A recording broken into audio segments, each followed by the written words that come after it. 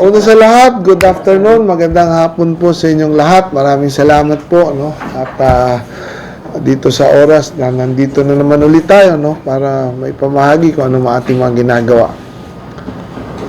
Sir, this morning nag-press ko ng PhilHealth at parang yung ibang mga programang inilabas nilang bago ay parang yun yung version na gusto nyo mangyari during deliberation ng budget sa Congress. Well, narinig ko nga, no? Although hindi ko pa napanood yung press ko, no? Pero base sa mga news release na nakita at nabasa ko, meron nga additional na 50%, no? Pero ito ay kasama, parte lang ito dun sa commitment letter na nakuha natin nung September 25, kung naaalala nyo, no?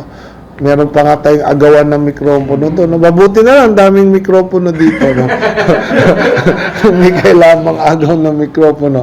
Parte lang po ito doon, no? Napakarami pa po ng nakapaloob doon na gusto natin pong masunod or mapatupad nila, no? Yun na nga, yung narinig natin, no? Yun pong kamakailan, meron tayong nakita ng mga nabasa natin, yung mga nag-expire na gamot at bakuna.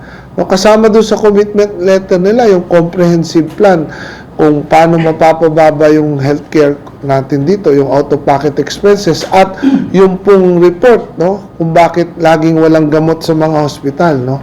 Kasama yun sa commitment nila, no. Hindi lang po yan, yung pong pagpapagamot sa mga sakit sa puso, no, na dapat sagot ng PhilHealth ang 80%, yung pong pagpapagamot sa lahat ng uri ng cancer, 80% din ang sagot nila doon. Lahat po ng ito nakapaloob doon sa commitment letter nila. Itong pagtataas na 50% na to, kasama yung naunang 30% na naipatupad na noong February, ito ay parte lang ng adjustment sa napakatagal na hindi nila pagtataas ng case rate, no? 12 years hindi nila na-adjust, no? Ang gusto natin talagang dagdagan pa itong mga increase ng benefits na to, lalo na according to WTW, yung Global Medical Trend Survey, no? This year tataas ng 18.3% yung healthcare cost dito sa atin. Pangalawa tayo, una yung Indonesia, 19.4 na tataas. Sa atin, 18.3% ang magiging increase ng healthcare cost. Mababaliwala lahat ito na pagtaas ng benefits na to kung hindi po natin ito dadagdagan. They're trying, inuulit nila yung yung no co-payment, no balance billing sa public hospitals, I think 70% daw yata ng mga hospitals or ng beds for public hospitals are mandated for no balance billing. Sa private, 10%.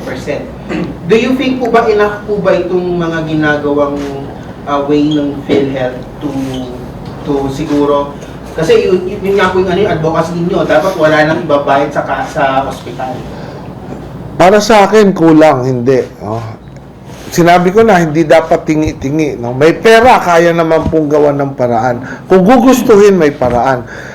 Dito nga sa Kongreso, sa Senado, kapag meron po tayong panukalang gustong madaliin, meron yung budget, minamadali natin. Kaya nga natin po mag-overtime araw-araw hanggang madaling araw. Bakit po dito hindi magawa ng paraan? No? May pera. Anong problema? Bakit hindi bilisan? No? Anong mga kailangang gawin? Meron daw kailangang actuarial study. Bakit hindi dagdagan ng team para gumawa niyan? Para madaliin natin na mailabas itong mga perang ito para sa ating mga kababayan. Dahil sinasabi ko nga, ang daming namamatay. No? Habang tayo nag-uusap dito, habang pinagtatalunan yung mga pera na yan kung saan gagamitin, may namamatay tayong kababayan. No? Yan ang hindi ko matanggap bakit po hindi natin nararamdaman yung mga ganito. So kaya nararapat nila yung zero budget allocation sa kanya? Yung pong zero subsidy na allocation na yan, hindi po yan. Malamang mangyari uli yan sa isang taon kapag itong mga perang ito, hindi po ito nagamit. Kaya kailangan itong mga perang ito na hindi nagagamit, bilisan natin ilabas ito para tuluyan na mawala yung out-of-pocket expenses, yung pong takot at pangamba ng ating mga kababayan pagdating po sa pagkakasakit. Kailangan libre na yung gamot at pagpapagamot. Yan po yung talagang gusto natin at yan ang pinaglalaban natin. Imagine mo, nung September 23, 2023, nung itong ating in-expose muna hanggang ngayon, ilan pa lang, no? Yes, napagtagumpayan natin na increase na to. Pero itong mga adjustment na to, itong 30% increase in all benefits across the board, plus itong 50% na in-announce nila ngayon, ito ay parte lamang ng adjustment na 12 years hindi nag-adjust. No? Kumbaga, tinatama pa lang, inaakyat pa lang, kulang pa nga ito eh.